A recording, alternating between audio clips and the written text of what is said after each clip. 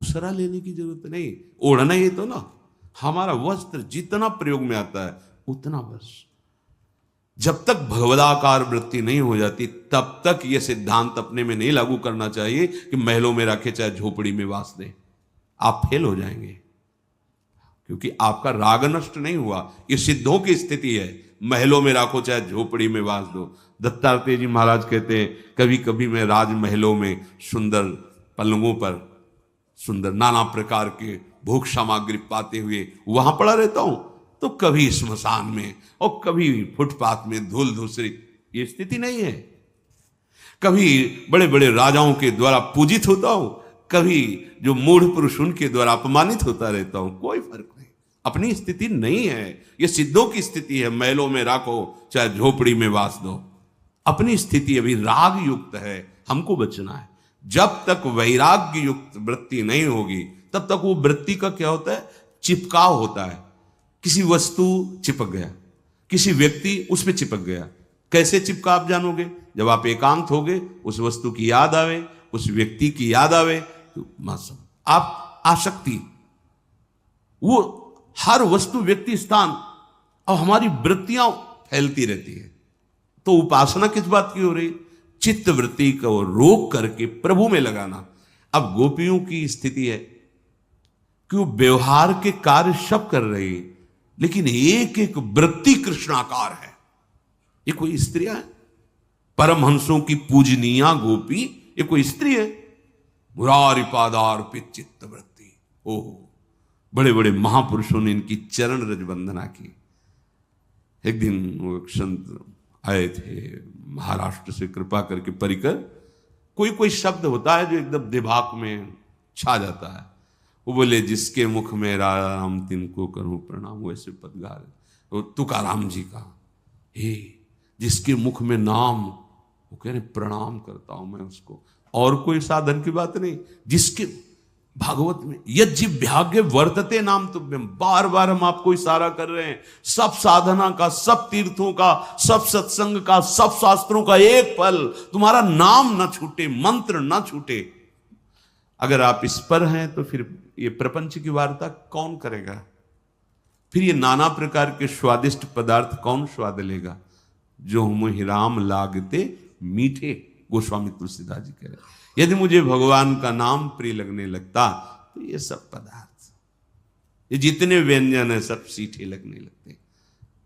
सच्ची मानिए, नाम वाणी अगर नहीं है तो कुछ भी हो, कहीं भी हो,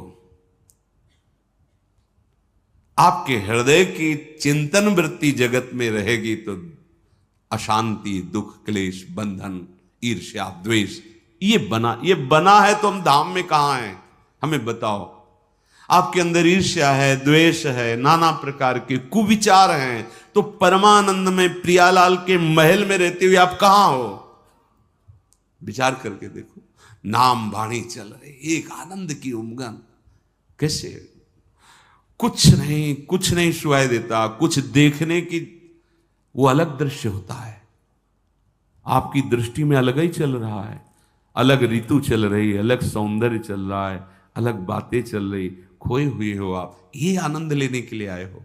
हे भाई, ये रूप कोई आनंद वाले नहीं है, ये देह कोई आनंद वाले नहीं है, यहां कोई विभोग आनंद वाला नहीं है। ये बड़े बड़े महापुरुषों का जब निकले थे तो पूर्व महापुरुषों की कृपा से, पूर्व जन्म के प्रताप से एक बात थी कि मुझे वो जो इनमें लिखा है कि भगवान का नाम अमृत, भगवान के नाम में बड़ा स्वाद, भगवान जीवन धन, वो हमें देखना है। बस ये लगन ने धज्जियां उड़ा दी संसार के राग की। कभी अन्य की आश्रय वृत्ति हृदय में गुरु कृपा से नहीं आई, हरि कृपा, क्योंकि लक्ष्य था जो लिखा है उसको देखना है। तो आप तो सुन रहे हैं, आपको तो रोज शास्त्रों की सार बातें सुनने को मिल रही।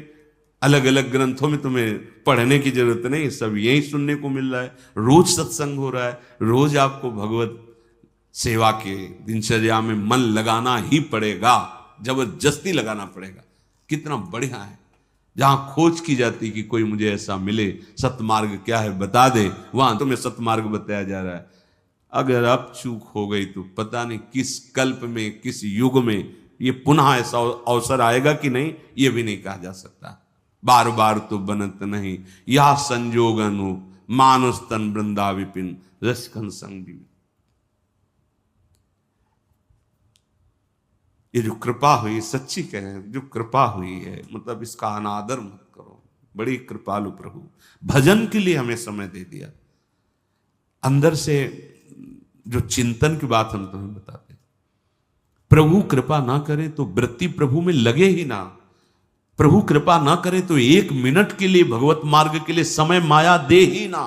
देखो ना आंख खोलकर, अभागी जनों को सत्संग के लिए समय नहीं दिया जाता, अभागी जनों को भगवान नाम जपने के लिए समय नहीं दिया जाता, अभागी